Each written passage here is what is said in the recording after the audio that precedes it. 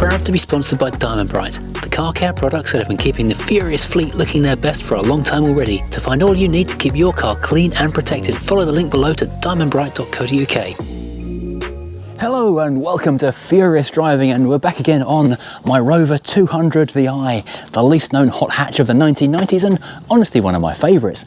Now, last time we saw this car we were having a few issues. I described it as overheating, but it's not really overheating, it's lack of cooling, which is related, similar problem, but not quite exactly the same thing. So you saw me changing some sensors, using the P-Scan diagnostic tool to try and work out what was wrong, and watching the temperature rise and rise in the cooling system, but not over 100 degrees because I couldn't find out online precisely what temperature the fan should kick in. And bear in mind, I bought this car with a blown head gasket. I had the head skimmed. It's had the head skimmed at least one other time previously, so I'm not particularly in the mood to blow another head gasket or cause any more warping because there's no more meat on that bone.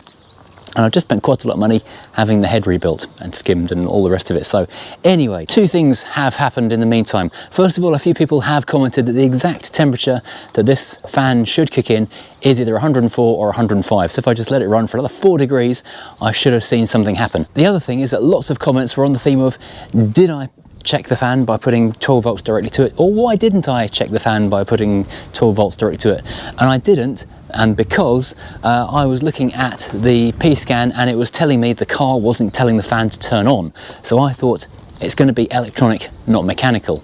However, now I know it should have been turning on at 104 and it wasn't, so that's why the gauge was still good on the dashboard, even though it had previously overheated in traffic and blown the radiator up. That's 2 videos ago.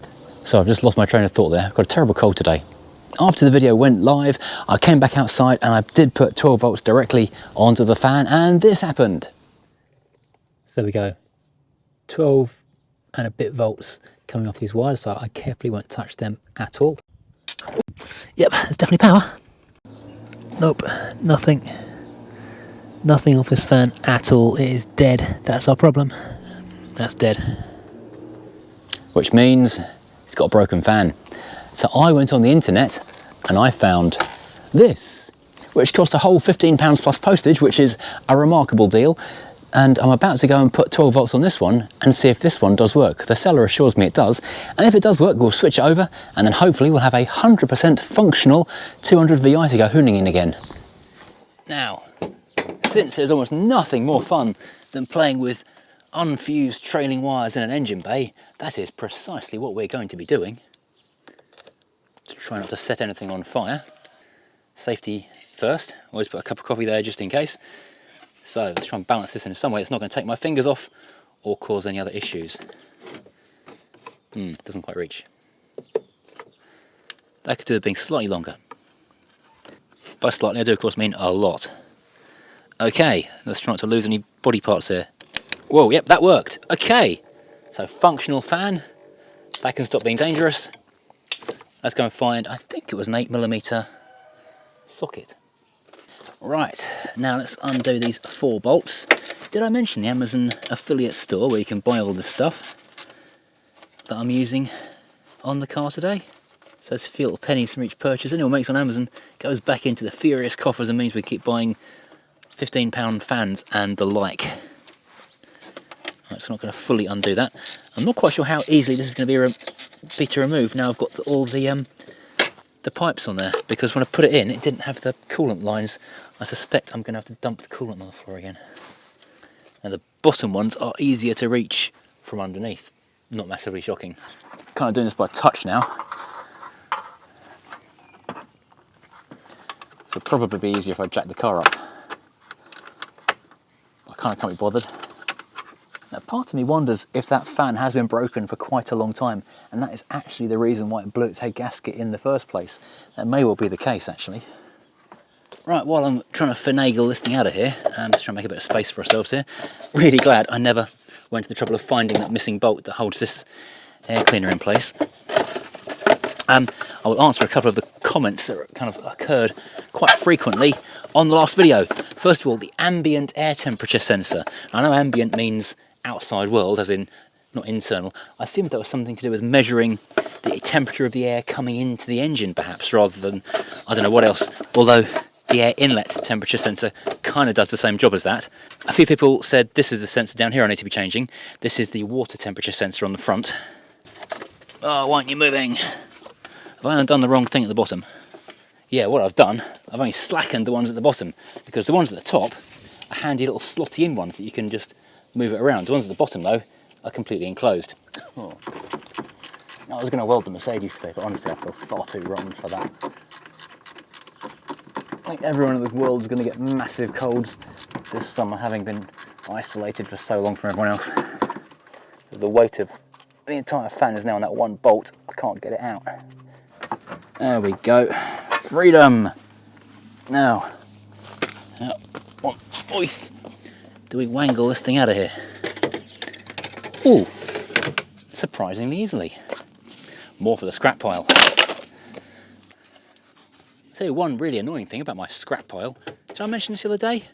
I'd left a microwave under the Mercedes because that had blown up. Microwaves are surprisingly heavy, and we've got a couple of scrap guys come around who are pretty good about not helping themselves to stuff that they shouldn't. But I think because it was next to the bin, they thought it was fair game. My plan had been to load it with all kinds of other odds and sods of annoying bits and pieces like screws and bolts and that kind of offcut, and have like a good several kilos of steel going into the recycling to weigh in, but no. It's my own fault for leaving it outdoors, really. Right, let's get those other ones underneath. Again, doing it in reverse by touch. Always good fun. I'm now wondering how on earth I managed to line this up by touch before, because it's really quite difficult. Oh, I got it. There we go. Once one's in, you're kind of there. And believe me, this is literally as much fun as it looks. Once it's in, you're kind of laughing. Ow! Just ground my elbow into the concrete. Well, rough tarmac stuff, whatever the hell this drive's made of. Once again, I'm really glad I have not got around to putting that bottom cover on this engine yet. Is this going to be the quickest fix on any furious driving video we've ever seen? Or is there going to be something else we need to go and find a little bit later on? I think we know the answer to that. Tighten up these two and we are installed. So just reconnect the power lead to the fan. We won't put the extra safety further clip on there until we know it works. Reconnect the water temperature thingy-majig, then put the airbox back in, and then we fire it up and see if it works or not.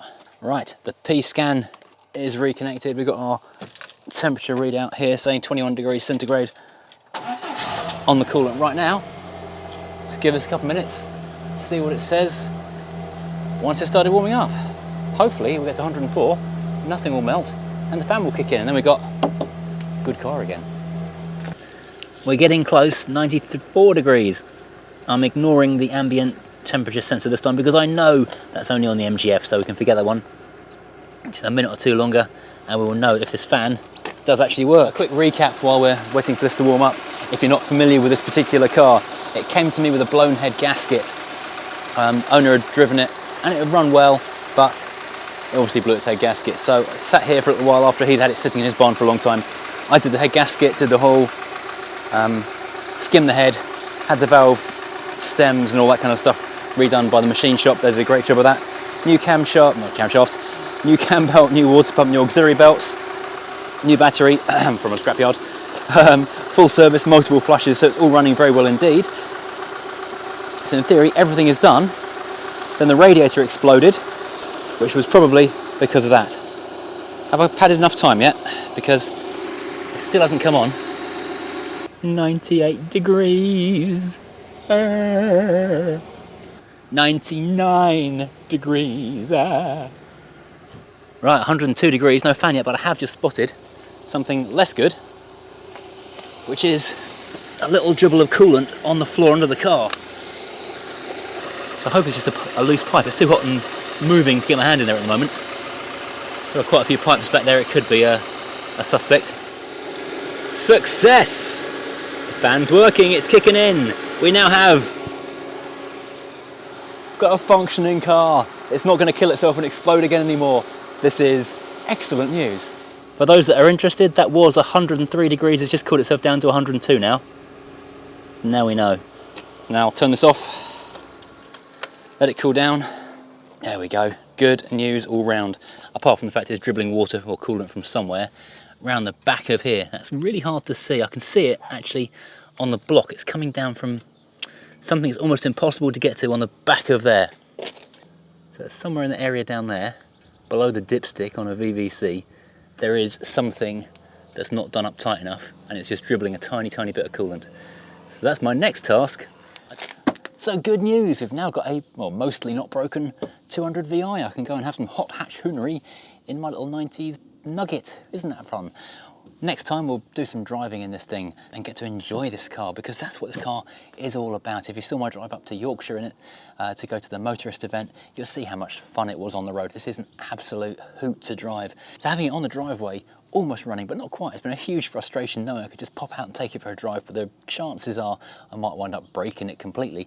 So it's great to have it finally done. One more on the fleet that actually works. In fact, there aren't many on the fleet that don't work at the moment, to be honest. Just the two big ones over there, the V8 and the Mercedes. Mostly, I think that's kind of it. Oh, and the Tomcat needs a pretty massive oil leak sorting out. And the 420 Tourer, that needs a few bits doing to it. I just said stuff broken everywhere, really. Right, thank you for watching. As always, like and subscribe. Thanks as always to our sponsor, Diamond Bright. Link in the description below. Use code FD10, get 10% off any orders down there. Furious Driving t-shirts, hats, mugs, and the rest.